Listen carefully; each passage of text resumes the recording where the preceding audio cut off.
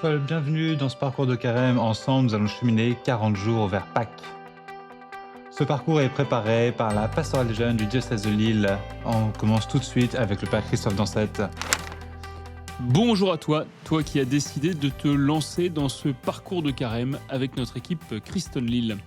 Je vais te donner ici, en tout cas je vais essayer, tous les éléments de base de ton starter pack de carême. D'abord, soyons clairs sur l'objectif qu'on poursuit. Si tu es déjà chrétien, l'objectif c'est de le devenir plus.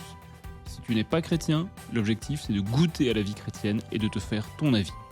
Le carême est comme un entraînement, un temps de purification pour se préparer à Pâques et pour se préparer à accueillir dans nos vies le Christ ressuscité. Pour ceux qui se préparent pour être baptisés à Pâques, le carême c'est la dernière étape, c'est un moment intense de foi et de conversion. Le premier élément pour t'accompagner, c'est l'évangile. Chaque jour, l'Église nous propose un passage d'évangile à méditer. Alors pour toi, si tu débutes, on te propose de commencer par les évangiles du dimanche. Tu trouveras toutes les références sur ce guide. Pour chaque dimanche, on t'indique quel évangile propose l'Église. Pour chacun d'entre eux, je te prépare un topo aux petits oignons pour t'aider à comprendre le texte et pour le méditer. On publiera le vendredi le topo sur l'évangile du dimanche qui suit. Le deuxième truc qui peut vraiment t'aider, c'est d'avoir quelques amis avec qui tu vas pouvoir partager ce que tu vis. Le mieux, ce serait que vous puissiez écouter ces podcasts ensemble, en discuter et surtout prier ensemble, prier les uns pour les autres. De notre côté, si tu souhaites, on te propose de rejoindre notre communauté WhatsApp de carême. Chaque jour, un membre de notre équipe de Christon Lille va te proposer un truc pour vivre le carême. Ça peut être un défi pour la semaine, ça peut être un chant de louange, ça peut être un témoignage, ça peut être une recette de cuisine spéciale vendredi de carême. Tu pourras aussi partager sur un des groupes de discussion. Tu trouveras un groupe qui sera consacré à l'échange de prières, un groupe pour les questions de foi, un autre pour partager des vidéos ou des mèmes sympas sur le carême. Enfin, troisième et dernier truc de ton starter pack, il te faut une église. Où vas-tu aller à la messe pendant ces dimanches de carême ? On ne peut pas être chrétien tout seul.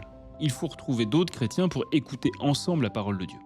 Il te faut la messe, là où le Christ vient retrouver la communauté de ceux qu'il a appelés à sa suite. Est-ce qu'il y a une église que tu connais et où tu te sens bien ? À quelle heure est la messe du dimanche à côté de chez toi, dans ta paroisse ou dans cette église que tu aimes bien ? Avec qui tu peux y aller ? Je sais que c'est pas forcément facile de franchir les portes d'une église, hésite pas.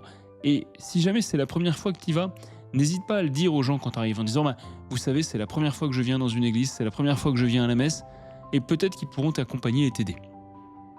Pour nous accompagner sur notre chemin, il y aura un jeune gars qui s'appelle Saint Pier Giorgio Frassati. C'est un jeune Italien qui est mort à 24 ans le 4 juillet 1925. Le gars était un passionné d'alpinisme, étudiant en école d'ingénieur. C'était un fêtard, entouré d'une vaste bande d'amis. Mais surtout, c'était un amoureux du Christ, un gars qui se dévouait pour les pauvres et qui a reçu en quelques années d'aller jusqu'au bout de l'évangile. Le pape Léon l'a déclaré saint en septembre cette année, en même temps que saint Carlo Acutis. L'exemple de Pier Giorgio Frassati va nous aider à comprendre l'évangile du carême et va nous aider à le mettre en pratique. Lecture de l'évangile de Jésus-Christ selon saint Matthieu. En ce temps-là, Jésus disait à ses disciples : « Ce que vous faites pour devenir des justes, évitez de l'accomplir devant les hommes pour vous faire remarquer. Sinon, il n'y a pas de récompense pour vous auprès de votre Père qui est aux cieux. Ainsi, quand tu fais l'aumône, ne fais pas sonner la trompette devant toi, comme les hypocrites qui se donnent en spectacle dans les synagogues et dans les rues, pour obtenir la gloire qui vient des hommes. Amen, je vous le déclare, ceux-là ont reçu leur récompense. Mais toi, quand tu fais l'aumône, que ta main gauche ignore ce que fait ta main droite, afin que ton aumône reste dans le secret. Ton Père qui voit dans le secret te le rendra. Et quand vous priez, ne soyez pas comme les hypocrites. Ils aiment à se tenir debout dans les synagogues et au carrefour pour bien se montrer aux hommes quand ils prient. Amen, je vous le déclare, ceux-là ont reçu leur récompense. Mais toi, quand tu pries, retire-toi dans ta pièce la plus retirée, ferme la porte et prie ton Père qui est présent dans le secret. Ton Père qui voit dans le secret te le rendra. Et quand vous jeûnez, ne prenez pas un air abattu, comme les hypocrites. Ils prennent une mine défaite pour bien montrer aux hommes qu'ils jeûnent. Amen, je vous le déclare. Ceux-là ont reçu leur récompense. Mais toi, quand tu jeûnes, parfume-toi la tête et lave-toi le visage. Ainsi ton jeûne ne sera pas connu des hommes, mais seulement de ton Père qui est présent au plus secret.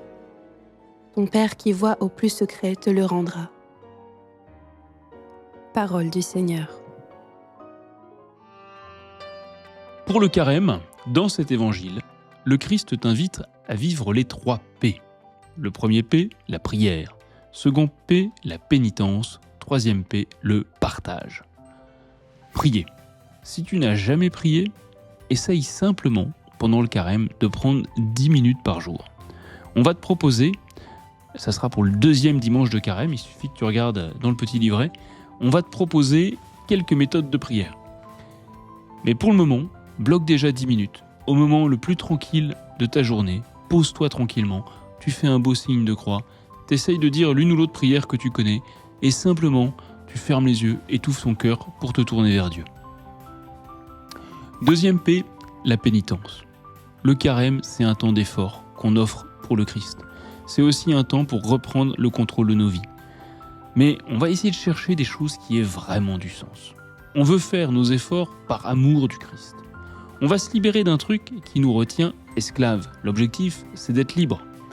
Et ça sera le truc de notre premier dimanche de carême. Ce dimanche, je te donnerai des pistes à partir de l'évangile pour choisir des efforts de carême qui t'aideront à être vraiment libre. Troisième truc, partager. Alors on va chercher au cours de ce carême, qu'est-ce qu'on a à donner ? Toi, qu'est-ce que tu as à donner ? Est-ce que c'est de tes ressources financières ou est-ce que c'est de tes talents ? À qui as-tu envie de donner ? Donc on va réfléchir sur ces 3 axes. Le Christ t'invite à vivre tout cela sans en faire une énorme pub. T'as pas besoin de poster une photo de toi devant une assiette vide pour expliquer que tu jeûnes.